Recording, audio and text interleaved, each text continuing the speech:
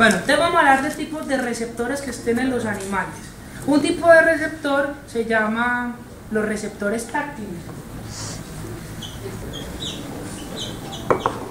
Bueno, entonces aquí les dan a ustedes receptor táctil. ¿Qué siente un receptor táctil? La presión. Presión.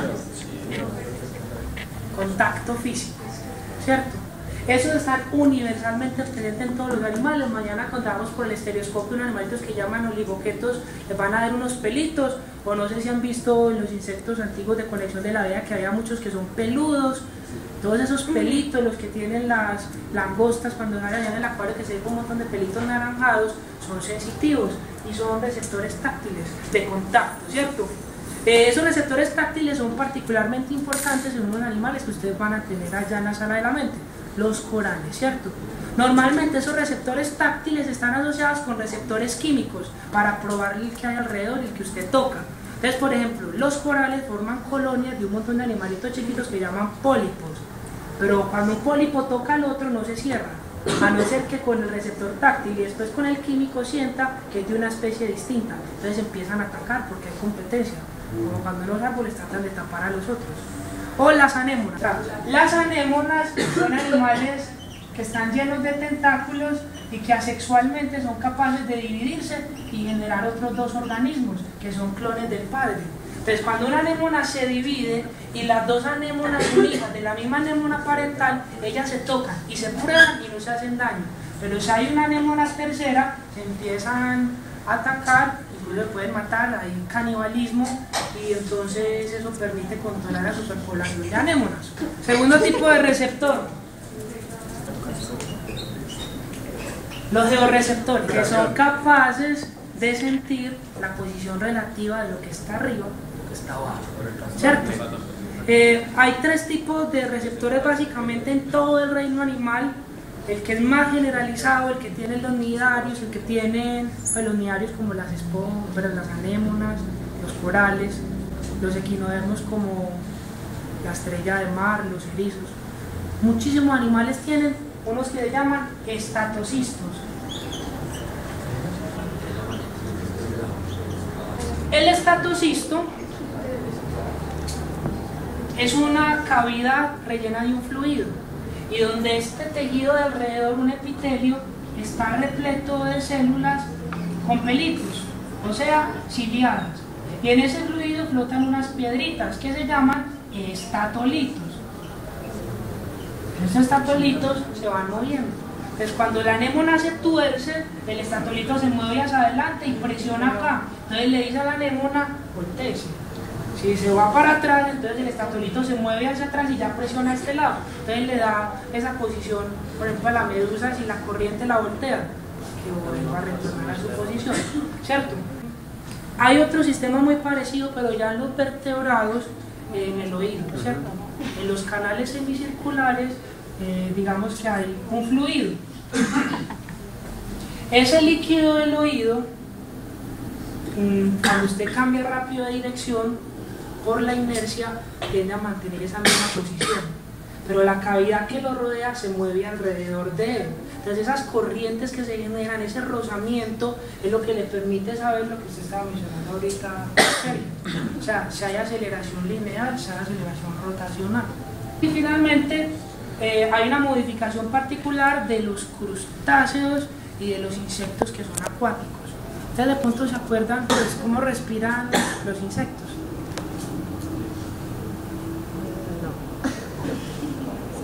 Ellos tienen unos huequitos periódicamente en el abdomen y a través de esos huequitos se conectan unos canales que se llaman tráqueas y esas tráqueas se ramifican y forman un sistema traqueal. Los insectos acuáticos como las cucarachas de agua dejan entrar burbujitas de aire y agua en esas tráqueas. Entonces claro, la burbujita sube siempre que el animalito se voltee. Entonces donde toca la burbujita le dice a la tráquea, tiene que voltear, meterse por un lado, váyase para el otro. ¿Dónde tienen los receptores las plantas? Que nos pregunta Felipe, en la punta de la raíz, ¿cierto? Desde la punta de la raíz, en una zona que se llaman las células del centro quiescente, hay unas células que tienen vacuolas, o sea, unos espacios internos. Vea la similitud tan grande que hay. y ahí flotan unas piedritas que son de almidón. Almidonitos. Estas bolitas de almidón también tocan las paredes de la célula y cuando ellas presionan activan unos canales mecanorreceptivos que se abren y liberan calcio. El calcio es un segundo mensajero en las plantas, es decir, un transductor de la señal desde algo que es físico hacia algo que es químico. ¿Y qué es lo químico en la planta? La producción de hormonas de crecimiento. Y esa hormona de crecimiento se llama auxina. Entonces, ¿qué es lo que pasa? Que cuando la raíz está hacia abajo, se produce la misma auxina para acá y la misma auxina para acá. Pero cuando la raíz está torcida, esas células presionan más hacia un lado y hacia ese lado se produce más auxina. Y hacia el otro lado se produce poquita. Entonces, como esa es la hormona que controla el crecimiento, en esta parte de acá es capaz de inhibirlo y en esta parte de acá es capaz de aumentarlo en su ausencia. Entonces, ¿qué hace? Que de este lado la raíz crezca más y de este lado crezca menos. Ella resulta entonces torciéndose para bosquear hacia abajo. Vienen los propios receptores. Para sentirse uno mismo, ¿cierto? ¿A qué necesita uno sentirse uno mismo? Para entender cuáles son los movimientos y la posición relativa que tiene un órgano respecto a los otros. Estos propios receptores responden a esfuerzos de extensión, de compresión, de doblamiento, de cizalladura. ¿Y por qué responden a esa compresión y extensión? Porque están anclados de los músculos, del exoesqueleto y los artrópodos. ¿Eso porque es importante para un 100 pies, por ejemplo? Porque necesita coordinar el movimiento de las patas. Necesita saber que cuando estira esta, ese propio receptor se estira y el otro se comprime. Entonces le dice, coordine, ¿cierto? Esos propioreceptores, acuérdense que eso es muy importante en la experiencia del tambor óptico, porque son los que le dicen a su cuerpo, el centro de masa está corrido, esta articulación siente más presión que está de acá y casi, entonces se para otro lado. ¿Cierto? Nosotros también tenemos propioreceptores. Tenemos los fonorreceptores. Fonorreceptor, que tira el sonido, ¿cierto? ¿Cómo es que escuchan los grillos, Diana? Por las patas. Con las patas, ¿cierto? Bueno, resulta que ellos tienen en las articulaciones, un poquito más arriba de las tibias, unas membranas timpánicas. Entonces es un tipo de fonorreceptor. Otro tipo de fonorreceptor lo tienen solo los 100 pies. Para los muchachos que ya están en el acuario y están arriba con las colopendas, se llama órganos de Tomosbari. Otros se llaman los órganos de hendidura. ¿Quiénes tienen los órganos de hendidura? Las arañas, para sentir el sonido que se transmite por la red, ¿cierto? Bien interesante, un órgano de audición bien extraño que tengan los peces, la vejiga natatoria. Entonces usted tiene el pez, tiene una columna vertebral y una vejiga natatoria.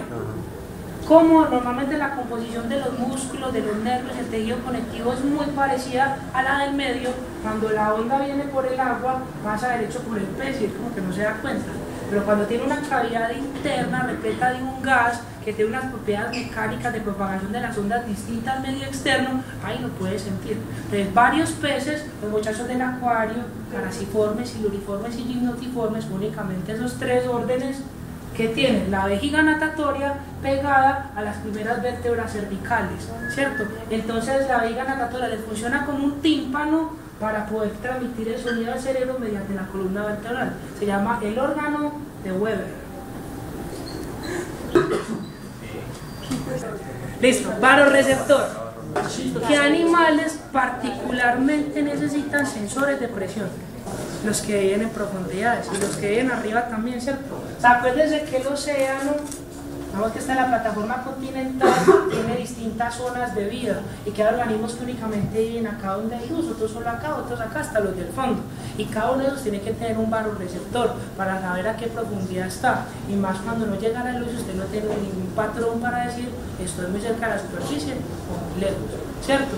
Entonces es particularmente importante, por ejemplo, los corales.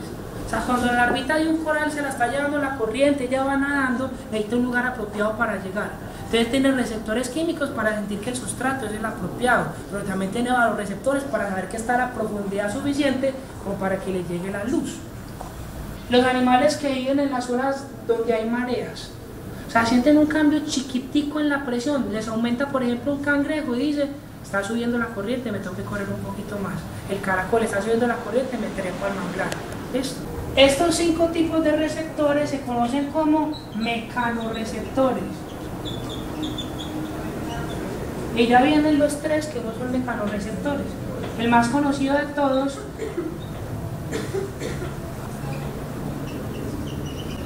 el fotorreceptor, que es el que siente la luz, ¿cierto? Radiación. Los mecanorreceptores están presentes en casi todos los organismos multicelulares animales, en un montón de protistas, ¿cierto? Los fotorreceptores más simples están en animales unicelulares, donde en una región de la célula se concentran los pigmentos visuales. Un pigmento visual, que es una molécula que es capaz de sentir la energía que ingresa en forma de fotón y desencadenar una serie de reacciones que llaman reacciones fóticas. Los sencillos que existen son los que se encuentran en los animales unicelulares, que llamamos protistas. En ellos, en una región del citoplasma, se concentran esos pigmentos visuales. Esos pigmentos visuales están asociados con microtúbulos. ¿Qué son los microtúbulos? Como la especie de órgano que inerva los cilios y los flagelos y que le permite al animalito moverse hacia o fuera de una fuente de luz, en este caso, ¿cierto? Estos receptores rudimentarios se llaman estigmas. Hay otro tipo de receptores que ya están en los organismos multicelulares, que se llaman las manchas oculares. Las manchas oculares son varias células en las que el pigmento se encuentra concentrado y le permiten saber al animal si hay luz, si hay sombra, no más. ¿Quiénes tienen manchas oculares? Las estrellas de mar, ¿cierto?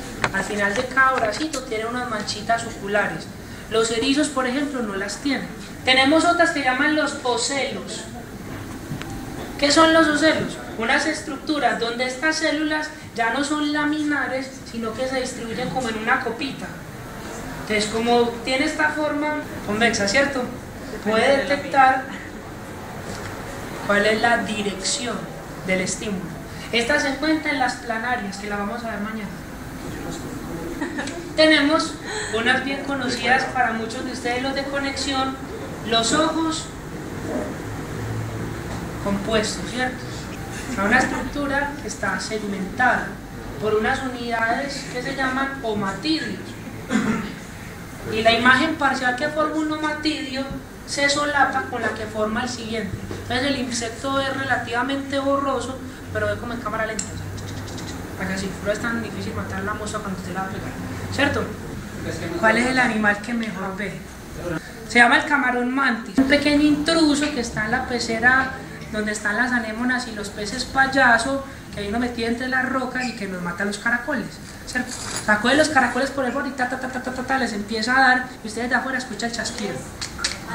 Ese animalito, lo que tiene de increíble es que el ojo es compuesto.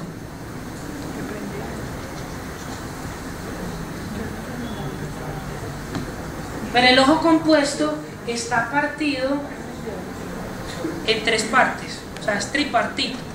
Si usted le quita uno de los ojos, con el otro sigue teniendo visión de la profundidad, porque está segmentado en 3 partes.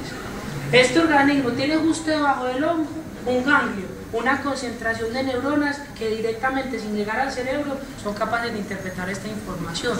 Además, el animalito es sensible a la radiación infrarroja, a la ultravioleta, a la luz polarizada y al espectro de luz visible que vemos nosotros. En un artrópodo, llama el camarón mantis,